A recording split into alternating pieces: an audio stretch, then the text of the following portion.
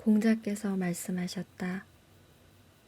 배우고 때때로 익히니 기쁘지 아니한가. 친구가 먼 곳에서 오니 즐겁지 아니한가. 남이 알아주지 않아도 서운해하지 아니하니 군자가 아니겠는가.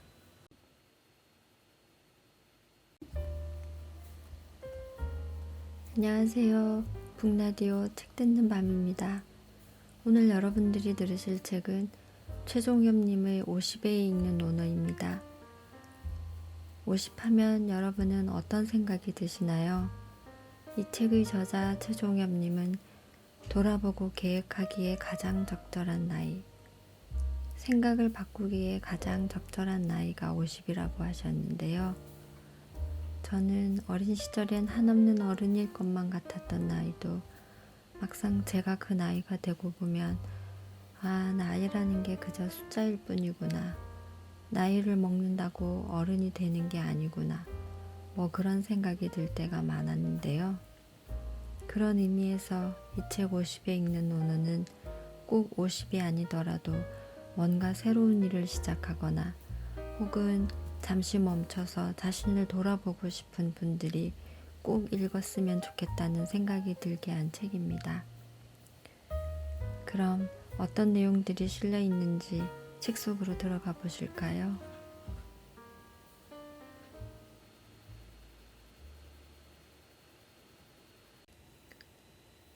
들어가며 50의 공어 논어로 채우다.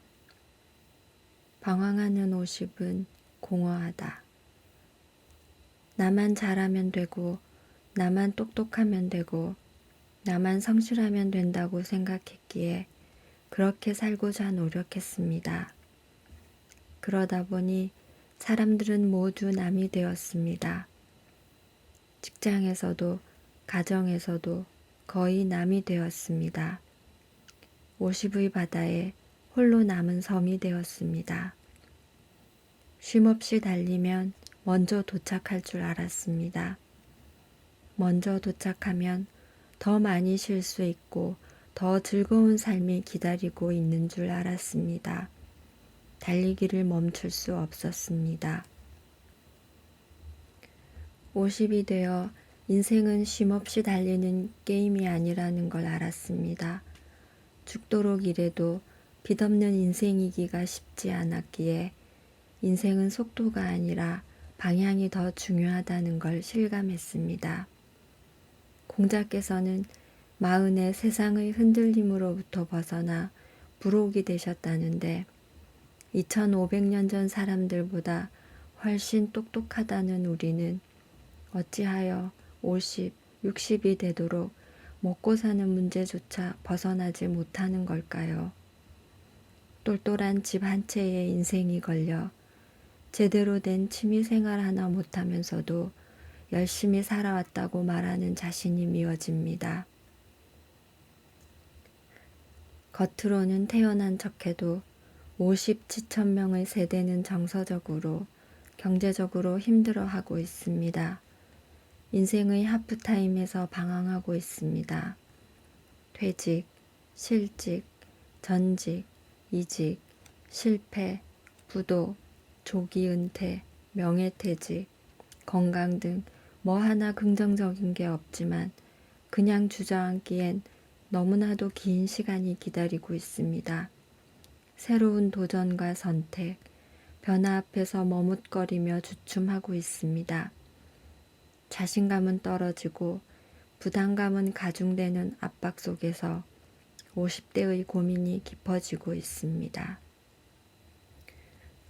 50에는 논어를 읽어야 산다.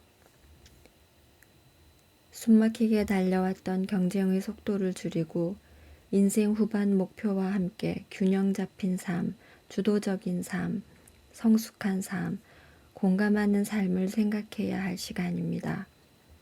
혹여 지금까지의 삶이 마음에 들지 않는다면 그 이유가 나였는지 아니면 타인이나 외부 조건에 있었는지 찾아야 합니다. 혹여 지금 누군가를 원망하고 있다면 타인에게서 원인을 찾고 싶기 때문이며 핑계를 대고 싶다면 자신이 약해졌기 때문입니다. 내려가는 길은 쉽습니다. 등산도, 공부도, 사업도, 인생도 마찬가지입니다. 지금부터는 내가 하지 않으면 단 한 발도 나가지 못합니다. 내가 풀지 않으면 바로 주저앉아야 합니다. 50이 되어도 집중해야 하는 이유입니다. 2500년 이상 내려오면서 논어만큼 많은 사람에게 큰 영향을 준 책도 없습니다. 고대로부터 지금까지 사람들은 논어를 읽고 인생을 바꿨습니다. 경영자는 경영 원리를, 정치가는 정치 기본을, 리더는 리더십을 배웠습니다. 인생을 묻는 이에게는 담대한 삶의 원리를 알려줬습니다. 인생의 절반쯤에 읽는 논어는 특별합니다. 50대에 하는 변화가 진짜 변화, 50대에 하는 선택이 진짜 선택이기 때문입니다. 지금까지 책을 읽지 않았다면, 한 분야의 책만 읽었다면, 다양한 분야의 책을 읽었다면 이제는 역으로 바꿔보는 게 좋습니다. 자왈, 임무원려, 필요근우. 공자께서 말씀하셨다. 멀리 생각하지 않으면 늘 가까이에 근심이 있다. 우연히 접한 낡은 논어에서 예상치 못한 통찰력을 얻었습니다. 원려는 목표입니다. 간절한 꿈입니다. 중장기적 목표라고 할 수 있습니다. 가까운 현실에 안주하다 보면 먼 미래를 잃어버릴지 모릅니다. 소소하지만 확실한 행복, 소확행도 좋지만 무한한 미래 가능성의 잠재 가치를 빼앗길지도 모릅니다. 근심 걱정이 없는 시대는 없었습니다. 왕이나 백성이나 부자나 빈자나 고관대작이나 평민이나 자식이 많은 집안이나 자식이 없는 집안이나 근심 걱정이 없는 시대와 지역은 없었습니다. 찰스 디킨스의 말처럼 하루하루의 삶은 비극에 더 가까웠습니다. 그러니 2500년 전부터 목표와 꿈과 비전을 지니고 살아야 그나마 하루하루의 어려움을 겪어낼 수 있다고 했던 것입니다. 목표가 분명하다고 근심과 걱정이 바로 사라지진 않지만 미래가 있고 희망이 보이면 더 힘을 낼 수 있기 때문입니다. 꺾이지 않을 꿈과 흔들리지 않는 뜻. 인생 전반이야 여러 제약 때문에 내 마음대로 살 수 없었다는 핑계라도 될 수 있지만 인생 후반은 다릅니다. 스스로 목표를 세우지 않으면 다른 누군가가 정해준 대로 살아야 합니다. 인생 후반은 잘해도 내 탓, 못해도 내 탓입니다.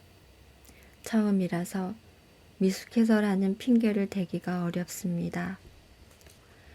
그러니 지금까지의 삶이 마음에 들지 않았다면 이제는 다른 방법을 써야 합니다. 꺾이지 않을 꿈과 흔들리지 않는 뜻을 세워야 할 때입니다. 뜻이 부족해서이지 단연코 남은 시간이 부족하지는 않습니다. 눈치나 조건을 살필 필요가 없습니다. 인생의 마지막 변화나 선택이 될지도 모르기 때문입니다. 20의 미숙함, 30의 치열함, 40의 흔들림도 줄어든 50은 일관성 있는 일을 시작하기에 좋은 나이입니다. 50은 자기 자신만 생각해도 욕먹지 않을 나이입니다. 수천 년을 이어온 후회와 아쉬움의 고리를 끊는 공자의 가르침은 간절함이었습니다. 주체적인 삶을 영위하지 못하는 건 방법이 없어서가 아니라 목표가 없기 때문입니다. 50이 가장 적당한 때입니다. 그러니 해결할 수 없는 문제는 덮어두고 해결할 수 있는 문제에 집중해야 합니다. 사람의 힘으로 풀 수 없는 문제는 남겨두는 것도 전략입니다. 현재에 집중하려면 방해 요소를 제거해야 합니다. 누군가를 만나 감정이 많이 상한다면 만남의 기회를 줄여야 합니다. SNS에 너무 많은 시간이 낭비된다면 사용 시간을 줄여야 합니다. 소통이 짐이 된다면 줄여야 합니다. 집중은 용기입니다. 한 가지만 남기고 나머지 99가지를 없애는 결심이 필요합니다. 55세는 30세와 80세의 딱 중간입니다. 지금까지 나 아닌 누군가를 위해 살았다면 이제부터는 누군가가 아닌 나를 위해 살아야 합니다. 지난 25년을 나 중심으로 살았다면 다가오는 25년은 가족을 위한 삶이어야 합니다. 지난 25년 동안 싫어하는 일을 하며 살았다면 다가오는 25년은 좋아하는 일을 찾아 재밌게 살아야 합니다. 지난 25년 동안 돈만 되는 일을 하며 궁색하게 살았다면 다가오는 25년은 사람을 찾아 함께 하는 일을 하면서 시간을 보내는 걸 목표로 삼아야 합니다. 나이 50에 논어를 읽고 인생이 쉽게 바뀔 거라면 애초에 흔들리지도 않았을 것입니다. 하지만 논어가 논어로 끝나는 게 아닌 논어에서 실천 전략과 변화의 실마리를 끌어낸다면 그때 논어는 전혀 다른 논어가 될 것입니다. 어떤 파도에도 굳건히 배를 지키는 인생의 앵커가 될 수 있습니다. 정약용의 논어처럼, 이병철의 논어처럼 50의 독서와 50의 학습과 50의 논어가 진짜입니다. 가려진 나의 길을 찾아야 할 때 공자께서 말씀하셨다. 나는 15에 학문의 뜻을 두었고 30에 확고하게 섰으며 40에 의욕이 없었고 50에 천명을 알았으며 60에 귀가 순해졌고 70에 마음 내키는 대로 해도 법도를 넘지 않았다. 보일 듯 말 듯 가물거리는 안개 속에 쌓인 길, 잡힐 듯 말 듯 멀어져가는 무지개와 같은 길, 그 어디에서 날 기다리는지 둘러보아도 찾을 수 없네. 그대여 힘이 되주오. 나에게 주어진 길 찾을 수 있도록. 그대여 길을 터주오. 가리워진 나의 길. 1980년대 후반 20대 청년 가객 유재하가 부른 노래 가리워진 나의 길입니다. 25세 나이로 단 한 장의 앨범만 남기고 떠난 싱어송라이터인 그가 살아있다면 올해로 60이 됩니다. 25세의 그 가객보다 30년을 더 살아 50지천명이 되고 62순이 되어도 가려진 그 길을 여전히 찾지 못하는 것 같습니다. 어쩌면 우리 인생은 보일 듯 말 듯 가물거리는 잡힐 듯 말 듯 멀어져가는 그 길을 걸어가는 나그네인지도 모릅니다. 나이 50에 천명을 안 공자. 공자는 30즈음에 사학을 열 정도로 학문적 독립을 합니다.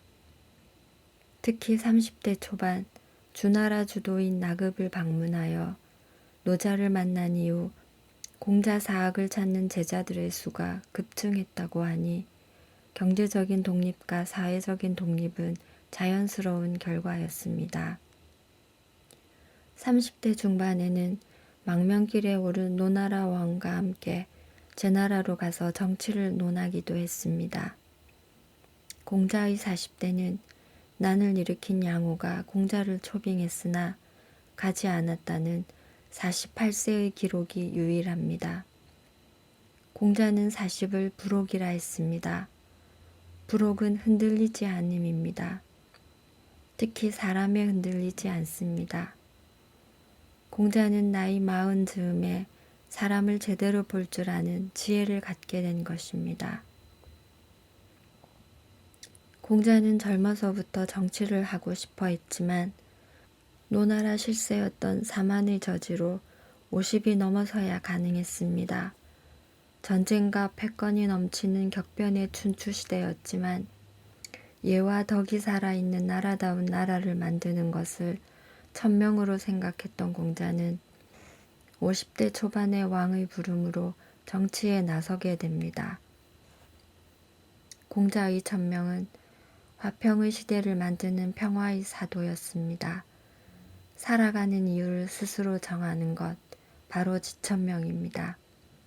공자는 바른 정치를 실현함으로써 평화의 시대가 가능하다고 믿었습니다. 하지만 그게 어느 정도 가능성을 보이기 시작하자 이웃 제나라와 노나라의 실세였던 개씨의 농간으로 공자는 노나라를 떠나지 않을 수 없었습니다.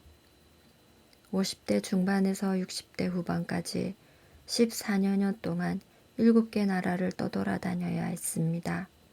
결국 공자의 지천명은 노나라에서 실현되지 못했습니다.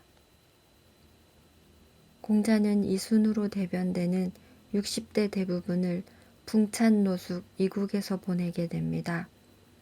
사람들의 비웃음과 무시 속에서 60대를 보냈습니다.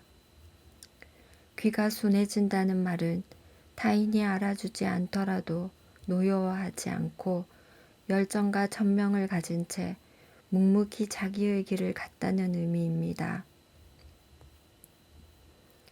천하주유에서 돌아온 68세 공자는 천명을 이룰 방법을 바꿉니다. 현실 정치에 뛰어들어 나라를 바꾸는 방법은 더 이상 불가능해졌기에 방법을 바꿔 춘추를 쓰고 시경을 편찬했습니다. 73세의 나이로 노나라 곡부에서 인생을 마쳤습니다. 60의 천명을 알아도 늦지 않다. 요즘 장수하는 어르신의 나이를 대략 90세 정도로 본다면 현대인의 나이에 0.8을 곱해 2500년 전 공자와 거칠게 비교해 보는 것도 재밌어 보입니다. 현대인들은 19세에서 20세에 대학을 진학하면서 비로소 학문의 뜻을 두고 30대 중후반은 되어야 비로소 독립다운 독립을 합니다. 학문적으로 독립할 수 있는 박사가 되는 나이도, 가정을 이루고 가족을 형성하는 나이도, 경제적으로 독립하는 나이도 마찬가지입니다. 보통 30대 중반까지는 어느 정도 자리를 잡지만 갈등은 계속됩니다. 업무에서 오는 고민과 걱정, 사람들과의 갈등과 어려움으로 흔들릴 때가 너무 많습니다. 10여 년이 지나면 업무의 전문성은 높아지고 사람들과의 갈등에도 여유롭게 대처할 수 있게 됩니다. 요즘 우리는 50은 되어야 세상에 어느 정도 흔들리지 않는 부록이 된다 말할 수 있을 것 같습니다. 너나 할 것 없이 어떻게 사는 게 흔들리지 않는 삶인가를 두고 고민합니다. 50이 되면 경제적인 안정에 자유로운 몸이 되어 편안하게 살아갈 수 있다는 막연한 희망이라도 있었습니다. 그러나 막상 50이 넘고 환갑이 지나도 불안한 직업과 들쭉날쭉한 수입의 흔들리는 삶에서 벗어나기 어렵습니다. 공자께서는 40의 흔들림을 졸업하고 부록이 되셨다는데 스마트한 우리는 어찌하여 환갑이 되도록 계속 흔들리고만 있는 걸까요? 공자께서는 40의 세상의 다양한 문제에서 흔들림을 졸업하고 부록이 되셨다는데 똑똑한 우리는 어찌하여 환갑이 되도록 먹고 사는 문제조차 벗어나지 못하는 걸까요? 춘추시대 50대의 공자가 이룬 지천명을 우리는 60에 이뤄도 늦지 않습니다. 0.8의 비율을 적용해 본다면 63세에서 74세까지가 지천명을 이룰 나이입니다. 그러니 40대의 나이라면 비로소 일입이 완성되는 시기입니다. 50대라면 한창 흔들리는 유혹의 시기입니다. 삶에 흔들리고 돈에 흔들리고 사람에 흔들리는 시기입니다. 인생의 천명을 몰라도 문제 없습니다. 환갑이 되어도 자신의 천명이 무엇인지 모르는 사람들이 적지 않습니다. 그래도 괜찮습니다. 63세부터 서서히 인생의 천명을 찾아 정하면 되기 때문입니다. 인생은 60부터라는 말이 헛헛하게 들리지 않는 이유입니다. 그러니 지금 50도, 60도 모두 희망입니다. 이리로 가나 저리로 갈까 아득하기만 한데 이끌려 가듯 떠나는 이는 갈 길을 찾았나.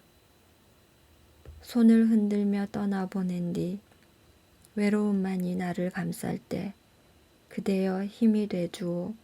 나에게 주어진 길 찾을 수 있도록 그대여 길을 터주오. 가리워진 나의 길. 50에 들리는 유재하의 노래에 희망이 있는 이유입니다.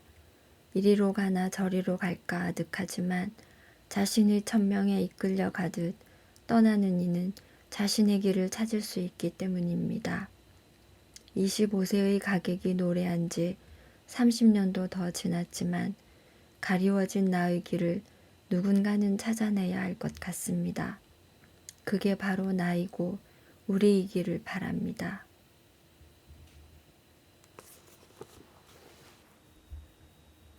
50의 미움에서 벗어나는 길. 공자께서 말씀하셨다. 나이 40에 미움을 보인다면 그것은 이미 끝난 것이다. 흔히 40이면 뭔가를 책임져야 한다는 무게를 느낍니다. 링컨 대통령의 말처럼 자신의 얼굴에도 책임져야 할 것 같고 공자님의 말처럼 부록이 되어 돈, 사람, 생각, 믿음 그 어느 것에도 흔들리지 않는 줏대를 가져야 할 것 같습니다. 우리나라의 평균 나이가 42이라는 통계가 있습니다.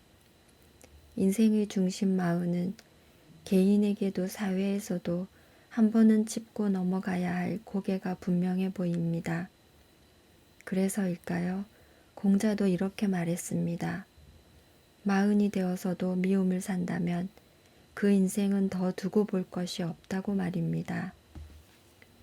40이 되도록 타인에게 미움받을 짓만 하여 주변 사람들로부터 지적을 받는다면 그의 인생은 별 가망이 없다고 강조하고 있습니다. 타인에게 미움받는 7가지의 유형. 논어 양화편 24장에는 타인에게 미움받는 7가지 유형을 분명하게 밝혔습니다. 타인의 나쁜 점을 들춰내는 사람, 낮은 자리에 있으면서 윗사람을 비방하는 사람, 용감하지만 무례한 사람, 과감하지만 융통성이 없는 사람을 공자는 미워한다고 했습니다.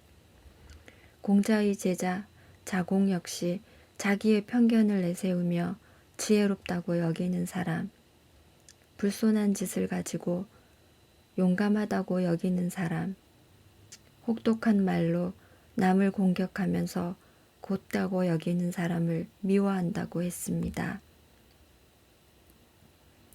그러니 40이 되도록 타인의 아픈 곳이나 헤집어 헐뜯는 사람, 상사나 윗사람들을 비방하며 자주 욕하는 사람, 자기의 입속에는 맹렬하게 대처하면서도 기본적인 예의조차 차리지 못하는 사람, 과단성은 있지만 앞뒤가 꽉 막혀 융통성이 없는 사람, 남의 생각을 훔쳐 마치 평소 알고 있는 것처럼 말하는 사람, 예의가 없고 겸손하지 않은 것을 용기로 생각하는 사람, 남의 비밀을 들춰내는 걸 정직함으로 아는 사람은 더 이상 희망이 없다는 말입니다. 이들은 대개 주변에 가까운 사람들로부터 미움을 받습니다. 예나 지금이나 누가 이런 사람을 좋아할까요? 2500년 전 아주 아득히 먼 옛사람 공자와 자공이 말했던 저 7가지 중 단 한 가지에라도 해당된다고 생각하면 40이 지나기 전에 되돌아봐야 합니다. 누군가를 이유 없이 자주 헐뜯는다면, 누군가를 반복해 욕한다면, 기본적인 예의조차 차릴 줄 모른다면, 매사에 융통성이 없다면, 자기의 편견을 인식하지 못하고 자신이 늘 지혜롭다고 생각한다면, 겸손하지 못함을 용기로 생각한다면, 남의 감추고 싶은 비밀을 밝히는 걸 정직함으로 생각한다면, 먼저 이것을 고치려 노력해야 합니다. 40이 다 지나기 전에 수습해야 합니다. 그래야 50이 되고 60이 되었을 때 어른다운 어른으로 인정받을 수 있습니다.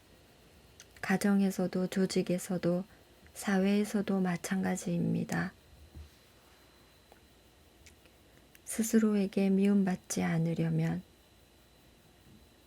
40에 챙겨야 할 진짜 문제가 하나 더 있습니다. 타인에게 미움받는 것도 큰 문제지만 스스로에게 미움받는 게 더 큰 문제입니다. 어떤 게 스스로에게 미움받는 경우일까요? 나이 40이 넘도록 특별한 퍼스널 브랜드나 강점 없는 자신을 바라볼 수밖에 없는 경우입니다. 한 달에 책 한 권도 읽지 않는 자신을 바라볼 수밖에 없는 경우입니다. 아무런 대책도 세우지 못했는데 갑자기 퇴직하라는 회사의 압박에 시달려야 하는 자신을 바라볼 수밖에 없는 경우입니다. 늘 바쁘다를 입에 달고 살지만 정작 인생의 중요한 것은 놓치고 마는 자신을 바라볼 수밖에 없는 경우입니다. 40에 남이 아닌 자기 자신에게 미움을 받는다면 타인에게 받는 미움보다 더 치명적인 고통일 수 있습니다. 학교를 졸업한 후 40이 넘도록 짧지 않은 시간을 일해왔음에도 불구하고 자신의 강점을 만들지 못했던 이유를 시간이 부족해서라고 말하는 경우가 많습니다. 시간 없음이 좋은 핑계가 될 수는 있어도 그 핑계가 가치 있는 것은 아닙니다. 15년 혹은 20년 경력에 걸맞은 퍼스널 브랜드를 장착하지 못한 것을 외부의 잘못으로 치부할 수도 없습니다. 하지만 그 역시 좋은 핑계에 지나지 않습니다.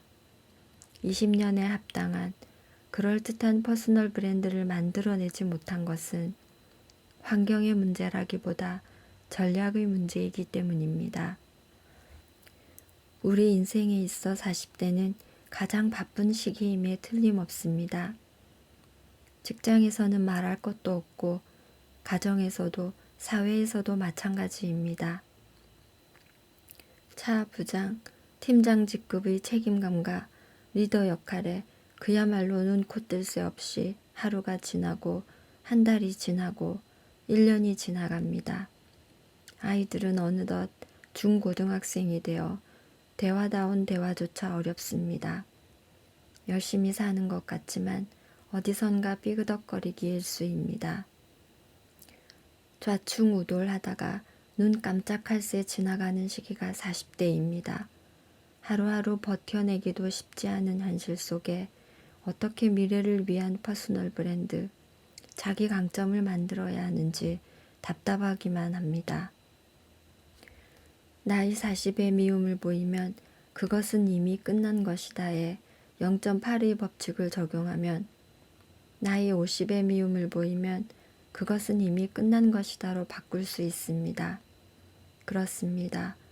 나이 50이 다 가기 전에 60, 70, 80을 빛나게 할 일거리를 찾아야 합니다. 50이 다 가기 전에 퍼스널 브랜드를 장착해야 합니다. 50의 미움에서 벗어나는 지름길입니다. 돈으로는 반밖에 해결하지 못한다. 석공이 정치에 관해 물었을 때 공자께서 말씀하셨다. 가까이 있는 사람은 기뻐하고 먼 곳의 사람은 찾아오게 하는 것이다. 초나라 변방의 경대부였던 석공이 오랜만에 초나라를 방문한 공자에게 정치에 관해 물었습니다. 공자는 가까이 있는 사람을 기쁘게 하고 멀리 있는 사람은 찾아오게 하는 것이 정치다운 정치라고 답했습니다. 가까이 있는 백성들을 잘 돌봐 그들의 삶이 풍족해지고 즐거워지면 소문을 들은 다른 나라 사람들이 찾아드니 나라는 점점 부강해진다는 의미입니다. 춘추 시대에는 나라 사이에 국경 개념이 뚜렷하지 않았기 때문에 백성들은 살기 좋은 지역을 찾아 비교적 쉽게 옮겨 다니곤 했습니다. 특히 춘추 전국 시대에는 우수한 지식인들이나 전략가들이 열국을 돌아다니면서 유세를 통해 등용되기를 갈구했는데 이들의 기준도 다르지 않았습니다. 어떤 나라에서 실력 있는 인재를 제대로 대우한다는 소문이 돌면 천하의 인재들이 구름같이 몰려들곤 했습니다. 각국의 제후들은 인재를 등용하여 패권국이 되고자 했기에 석공이 정치를 물었을 때 공자께서 그렇게 답한 것입니다. 돈으로 모두 해결될 줄 알았다. 다산 정약용이 유배지에서 아들에게 보낸 편지의 한 대목입니다. 저녁 무렵에 숲속을 거닐다가 우연히 어떤 어린애의 울음소리를 들었다. 숨이 넘어가듯 울어대며 참새처럼 수없이 팔짝팔짝 뛰고 있어서 마치 여러 개의 송곳으로 뼛속을 찌르는 듯 방망이로 심장을 마구 두들기는 듯 비참하고 절박했다. 어린애는 금방이라도 목숨이 끊어질 듯한 모습이었다. 왜 그렇게 울고 있는지 알아보았더니 나무 아래에서 밤 한 토를 주었는데 다른 사람이 빼앗아 갔기 때문이었다. 아, 세상에 이 아이처럼 울지 않는 사람이 몇 명이나 될까? 저 벼슬을 잃고 권세를 잃은 사람들, 재화를 손해본 사람들과 자손을 잃고 거의 죽을 지경에 이른 사람들도 달관된 경지에서 본다면 다 밤 한 톨에 울고 웃고 있는 것과 같을 것이다. 학업을 마치면 누구나 일을 시작합니다. 빠르거나 늦기는 해도 일을 하지 않을 수는 없습니다. 남자나 여자나 도시 사람이나 시골 사람이나 미혼이든 기혼이든 독립해 살아가려면 일을 해야만 합니다. 결혼하고 가족이 하나둘 늘기 시작하면 직업은 선택이 아닌 필수가 될 수밖에 없습니다. 처음엔 월세도 가슴 뛰는 행복이지만 시간이 가며 전세가 필요한 이유가 넘쳐나고 자가주택이 필요한 이유가 너무도 많아집니다. 은행 융자금이 집값의 반이 넘어도 생애 처음으로 우리 집을 장만했을 때 세상을 다 가진 듯 뛰는 가슴을 억누를 수 없습니다. 하지만 아무리 열심히 일해도 빚없는 인생이 되기란 결코 쉬운 일이 아니라는 걸 50이 되며 깨닫습니다. 첫 아이를 낳았을 때 아내 혼자 병원에 보내놓고 상사 눈치가 보여 외출도 못하고 회사에서 끙끙대고 있었던 이유. 아이들이 초등학교 다니는 6년 동안 6번의 운동회가 있었음에도 단 한 번도 참석하지 못했던 이유. 큰아이와 작은아이의 초등학교 졸업식도 참석하지 못했던 이유. 일주일에 단 하루 일요일도 한 달에 겨우 2번밖에 쉴 수 없었던 이유. 휴일이면 놀러가자는 아이를 내치고 피곤함에 잠만 자야 했던 이유가 있었습니다. 힘들지만 월세를 지나고 전세를 지나 새 아파트에 입주하면 그동안의 미안함과 소홀함을 다 이해받고 박수받을 거라고 생각했습니다. 멋진 차와 아파트만 있으면 그동안의 소원함을 메워줄 거라고 생각했습니다. 재화만사성, 돈이면 모든 걸 해결할 줄 알았습니다. 행복에는 돈이 필요하고 돈을 벌려면 많은 것을 희생해도 그만한 가치가 있다고 생각했습니다. 그래서 회사가 1순위, 가족은 2순위, 내 꿈은 3순위가 되어 나이 50을 맞이했습니다. 돈으로는 반만 해결할 수 있다. 50이 넘으면 재화만사성이 아니라 가화만사성이 더 중요하다는 걸 깨닫습니다. 돈이 있으면 삶이 편안하기는 하겠지만 모든 게 해결되진 않습니다. 가정이 화목해야 모든 일이 잘 이루어진다는 오래된 격언이 더 가까이 다가옵니다. 가정이 화목해지려면 먼저 근자열이 되어야 합니다. 가장 먼저 배우자와 화목해야 합니다. 아이들과 문제가 없어야 합니다. 부모님의 사랑과 형제 자매들의 우애가 있어야 합니다. 이 모두가 마음처럼 쉽지 않습니다. 하루만 떨어져 있어도 죽을 것 같이 보고 싶어 결혼한 사람도 수십 년 화목하기가 결코 쉽지 않습니다. 눈에 넣어도 아프지 않은 아이들이지만 그 아이 때문에 남몰래 눈물 흘릴 때가 많습니다. 언제나 곁에서 지켜줄 것만 같았던 부모님이 돌아가시면 하늘이 무너지는 슬픔과 그동안의 불효에 가슴이 미어집니다. 좋았던 형제간의 우애도 유산 상속의 갈등을 거치면서 서먹서먹해지기 쉽습니다. 재화 반사성입니다. 돈으로 해결할 수 있는 건 반밖에 되지 않습니다. 돈이 다가 아니었다는 걸 나이 50이 되면 알게 됩니다. 아내는 아내대로, 남편은 남편대로, 아이는 아이대로, 부모님은 부모님대로, 형제는 형제대로 인생을 살아갑니다. 목구멍이 포도청이고 월급이 하느님이라 어쩔 수 없었다는 걸 모두 이해합니다. 하지만 공허가 찾아오는 것 또한 사실입니다. 의 좋았던 형제들도 부모 장례식이 끝나면 서서히 갈라지는 모습을 자주 봅니다. 마음속으로야 우리 형제들은 다른 집안의 형제들과 다르다고 생각하지만 상속 문제가 현실이 되면 별 수 없다는 걸 깨달으며 인생이 씁쓸해집니다. 돌아서면 후회하지만 돈 앞에만 서면 작아지는 자신을 보며 힘없이 삶을 되돌아봅니다. 남편이 화를 내면 아내가 불편해집니다. 아내가 화를 내면 남편 역시 불편해집니다. 누가 화를 내든 아이들은 몇 배 더 스트레스를 받습니다. 화를 내며 출근하면 회사 일이 엉망이 됩니다. 부부가 화목하면 가화만사성입니다. 부부가 화목하면 재화반사성입니다.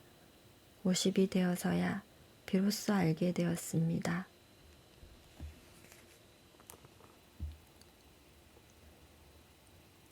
모두가 똑같은 곳에 도달할 순 없다. 공자께서 말씀하셨다. 함께 배울 수는 있지만 모두 도를 행하는 대로 나아갈 수는 없으며 함께 도로 나아갈 수는 있어도 모두 설 수는 없으며 함께 설 수는 있어도 모두 권도를 행할 수는 없다. 대입 수험생이라면 전공과 학교 선택을 두고 깊은 고민을 하지 않을 수 없습니다. 비록 최종적으로는 점수에 근거해 학교와 전공을 선택한다 해도 고민이 끝나는 건 아닙니다. 학교와 전공의 중요성을 누가 가르쳐 주지 않아도 이미 알고 있기 때문입니다. 20살의 선택이 다시는 바꿀 수 없는 인생의 최종 선택이 될지도 모른다는 고민을 하는 것입니다. 물론 20살의 선택이 중요합니다. 하지만 이 한 번의 선택으로 인생이 모두 바뀌는 건 아닙니다. 학교를 졸업하면서 취업이라는 또 한 번의 인생 고민에 맞닥뜨립니다. 그동안 공들인 전공과 적성에 맞는 직업을 찾아야 한다는 부담감을 떨쳐내기가 어렵습니다. 첫 번째 직장의 중요성을 누가 가르쳐 주지 않아도 익히 알고 있기 때문입니다. 전공이 같아도 가는 길은 다양하다는 것도 차차 알게 됩니다. 이를테면 전자공학을 전공하고도 공직자가 되기도 하고 배를 타는 선원이 되기도 합니다. 최선의 길을 찾아서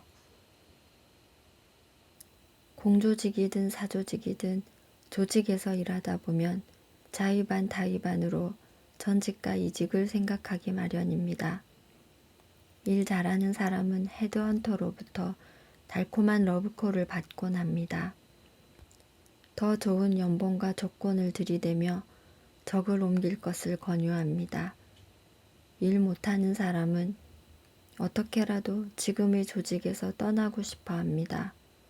다른 환경과 조건에서 다시 한번 시작해보고 싶은 욕심이 들기 때문입니다.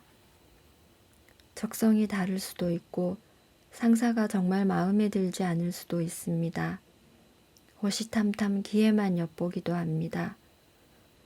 동일 직무를 유지하면서 직장을 옮기는 이직과 그간의 직무 자체를 바꿔가며 직장을 옮기는 전직을 반복합니다. 이직과 전직의 특징 중 하나는 한 번 시작하면 그 한 번으로 끝나지 않는다는 데 있습니다. 첫 직장에서 얼마나 오랫동안 일을 할 수 있는지는 아무도 모릅니다. 함께 시작한 입사 동기들과 언제까지 함께 동고동락할지 알 수 없습니다. 10년, 20년, 30년을 함께 할 수도 있지만 거의 기적에 가까운 일이라는 것을 50, 60에 깨닫습니다.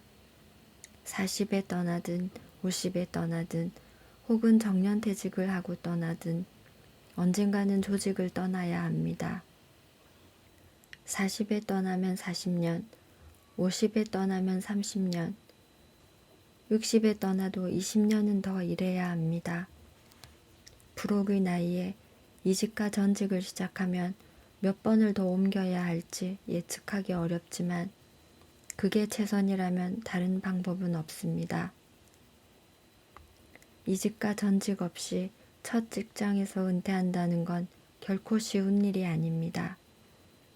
특히 공조직이 아닌 사조직에서의 정년퇴직이란 꿈같은 일이 되었습니다. 부록의 갈등 시기와 지천명의 50대를 지나 이순의 정년퇴직을 할 수 있다면 겉보기에 그보다 더한 축복은 없을 것입니다. 하지만 자세히 들여다보면 피말리는 경쟁의 연속이었다는 걸 알 수 있습니다. 함께 시작한 입사 동기라 해도 업무가 다 같은 건 아닙니다. 어떤 동기는 인사에서, 어떤 동기는 영업에서 시작합니다. 4년이 지났다고 모두 대리가 되는 것도 아니며 8년이 지났다고 모두 과장이 되는 것도 아닙니다. 함께 승진한 과장이라고 모두 본사에서 근무하는 것도 아니며 어렵게 부장 승진 동기가 되었다고 모두 임원이 되는 것도 아닙니다. 기업이 매년 성장한다는 보장도 없습니다. 국내의 경제 환경은 단 한 해도 문제없이 넘어가지 않습니다. 그 모든 악조건을 이겨야 부장은 임원이 되고 여러 임원 중 단 한 명이 CEO가 됩니다. 그러니 어떤 동기는 대리 승진에 탈락해 이직하고 어떤 동기는 과장 승진에 막혀 전직하고 어떤 동기는 부장 승진에 고배를 마셔 퇴직 후 자영업을 하고 어떤 동기는 임원으로 몇 년 일하다 퇴직 후 사업을 합니다. 동기 중에서 단 한 명만이 권도를 잡게 됩니다. 행복한 인생을 만드는 기술. 공부하는 단계, 시작하는 단계, 두각을 나타내는 단계, 최고가 되는 단계를 공자는 말했습니다.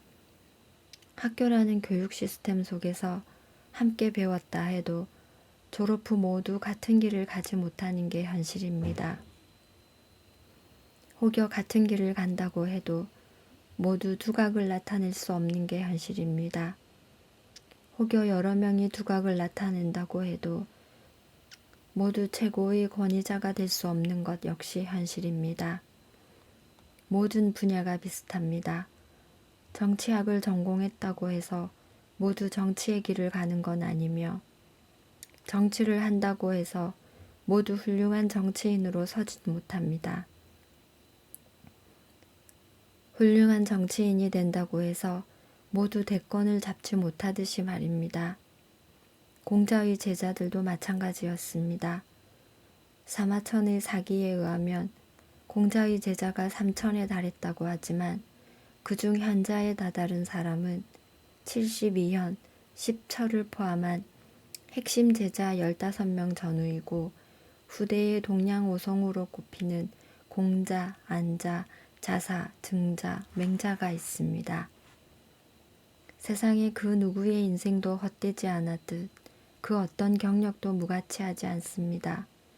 졸업 후 전공과 다른 일을 시작하는 게 잘못은 아닙니다. 조직에서 열심히 일하다 이직과 전직을 하는 게 잘못은 아닙니다. 과장이나 부장 승진에서 탈락한 게 인생의 실패를 의미하지 않습니다. 임원이 되지 못하고 전문가가 되지 못했다고 삶이 무너지지 않습니다. 원하는 길로 들어서 원하는 걸 얻고 원하는 힘을 얻어 사는 것도 좋은 인생이지만 원하는 길이 아니었지만 새로운 길을 찾고 또 원하는 걸 얻지 못했지만 가치 있는 걸 만들면서 힘을 얻지 못했지만 행복과 지혜를 얻었다면 가치 있고 아름다운 삶입니다. 세상의 삶이 모두 다르지만 우열을 나타내지 않습니다. 어차피 똑같은 삶을 살 수는 없습니다. 공자시대도 지금도 마찬가지입니다. 어떤 위치에 몰려도 어떻게 생각하느냐, 어떤 가치를 만들고자 노력하느냐가 의미 있고 아름다운 인생을 만드는 기술입니다.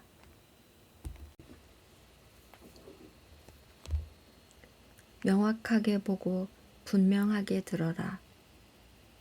군자는 9가지 생각을 해야 한다.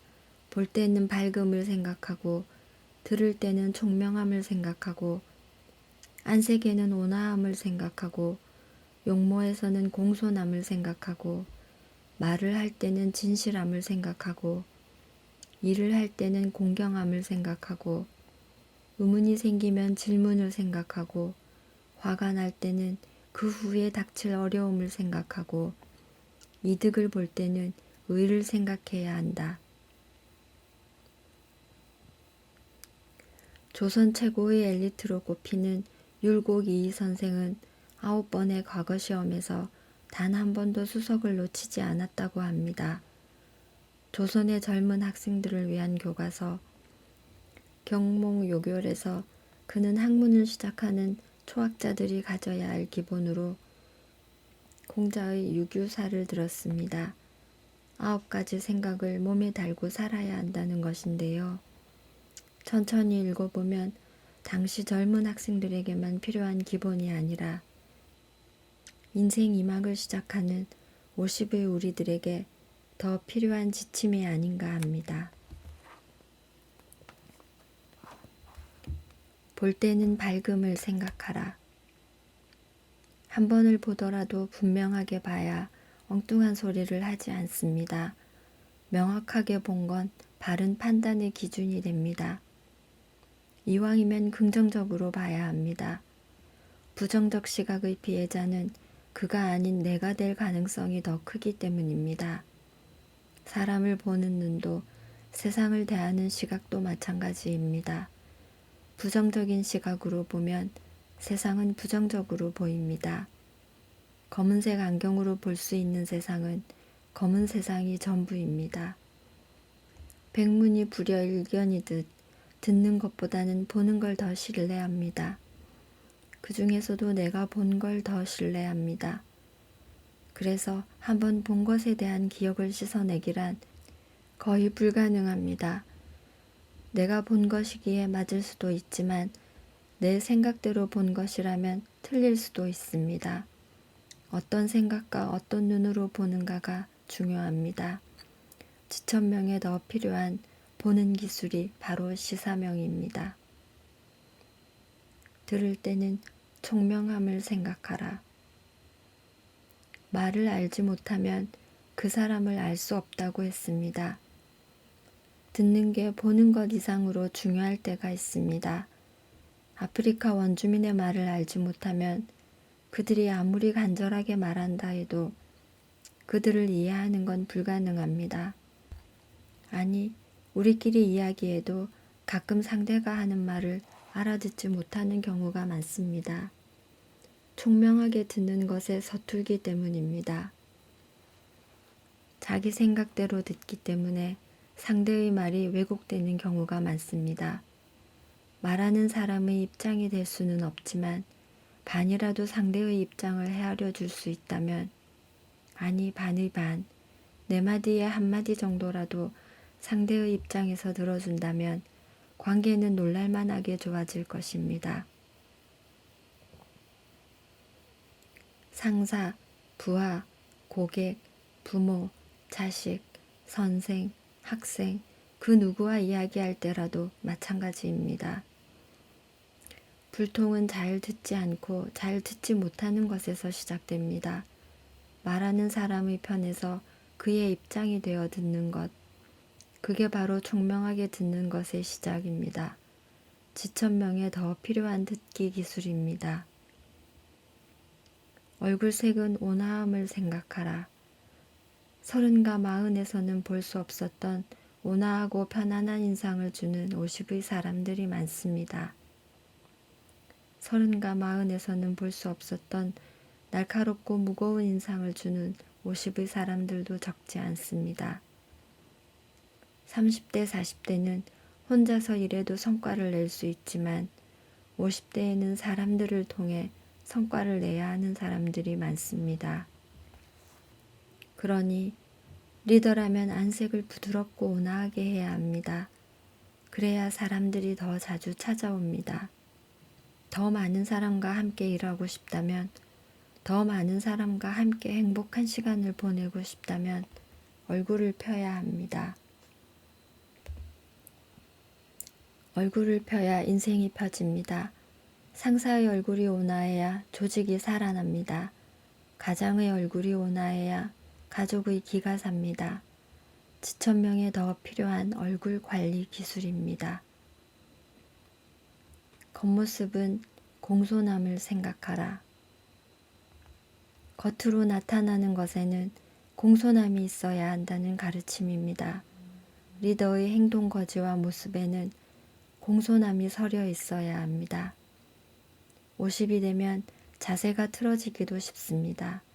누구를 만나도 반발하고 누구를 만나도 자기 자랑만 하는 지천명의 사람들이 적지 않습니다. 아무리 공손한 모습을 보이고 싶어도 어깨와 머리가 자꾸 뒤로 꼿꼿해지는 사람들이 있습니다. 잘난 사람도 볼품없지만 못난 사람은 더욱 그렇습니다. 자기보다 난 사람에게 그러는 것도 문제지만 못난 사람에게 그러는 건 더 보기 흉합니다. 지천명에 더 필요한 자기관리 기술이 바로 모사공입니다. 말할 때는 진실함을 생각하라. 50이라는 나이가 완장이 되어선 곤란합니다. 상사라는 이유로 이것저것 대안도 없는 질문을 던져서는 안 됩니다. 어른이라는 이유로 답하기 곤란하고 불필요한 질문을 해서도 안 됩니다. 내가 상사니까, 내가 경험을 해봤으니까, 내가 선배니까 이렇게 해야지라는 훈계조의 조언이 필요한 사람은 거의 없습니다. 확실히 도움이 될 구체적인 대안이 없다면 50살의 조언은 지루한 훈계가 될 공산이 크기 때문입니다. 누군가에게 입을 열 때는 신중하고 진실해야 합니다. 같은 것을 두고 오늘은 A라 하고 내일은 B라고 한다면 언사충이 아닙니다. 지위가 올라갈수록 나이를 더 먹을수록 책임이 더 큰 자리일수록 말에는 더 큰 믿음이 있어야 합니다. 책임질 수 있는 말만 해야 합니다.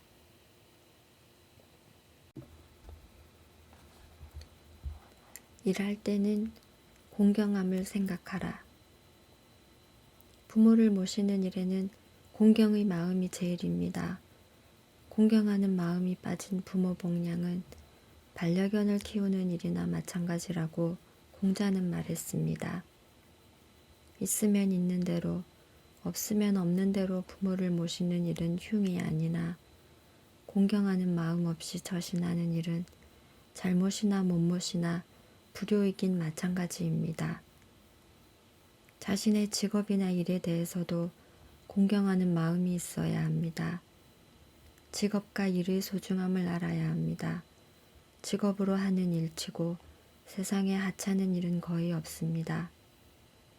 비록 스스로는 하찮은 일이라 여기는 그 일도 누군가는 세상에서 가장 소중한 일로 여기고 있습니다. 가치 없는 직업은 없습니다. 회사에 가치 없는 일은 없습니다. 그 어떤 경영자가 가치도 없는 일을 시키면서 급여를 주겠습니까? 단지 그 일을 맡은 나 스스로가 가치 없는 일을 하고 있다고 생각할 뿐입니다. 일에 대한 가치 기준을 바꿔야 합니다. 평범한 일에도 존경의 가치를 더하면 가치 있는 일이 됩니다. 지천명에 해야 할 일 중에 하나가 자신의 업무와 일에 가치를 부여하는 일입니다.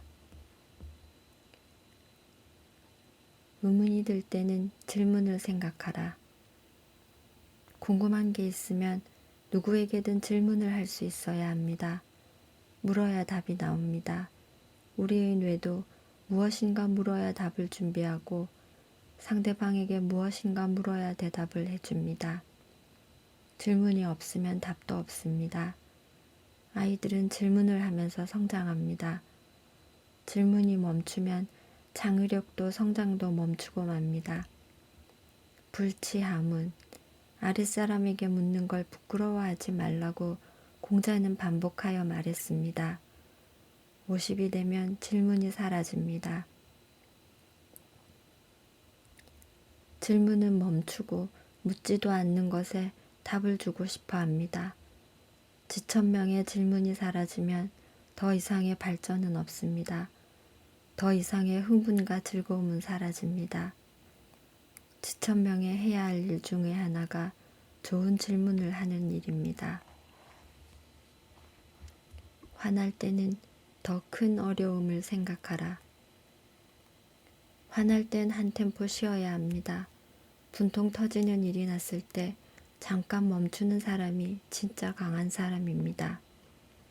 좋은 기분에 한 번 더 참는 건 누구나 가능한 일이지만 화났을 때 한 번 더 참는 건 누구나 할 수 있는 일이 아니기 때문입니다. 문제는 그 임계점에서 발생합니다. 참기 어려운 경계점에 이르렀을 때 잠깐 멈출 수 있는 사람과 멈출 수 없는 사람의 차이는 백지 한 장도 안 되지만 그 결과는 천당과 지옥의 차이입니다. 그러니 소리 한번 지르고 지옥의 괴로움을 당할 것인가? 한번 참고 천당의 분위기를 만들 것인가 선택해야 합니다. 얻는 것이 있으면 의로움을 생각하라. 얻는 게 있을 때는 올바르고 정당해야 당당해집니다. 정당한 대가를 지불하고 얻는 것일지라도 의로운 일인지를 생각해 보라는 뜻이니 대가 없이 얻는 건 두말할 필요가 없습니다. 노력으로 얻은 재물이야 크게 탓할 건 없지만 노력 없이 얻은 재물이라면 한 번 더 생각해 봐야 합니다. 지옥으로 인도하는 미끼는 아닌지 함정으로 이끄는 먹이는 아닌지 재고해야 합니다.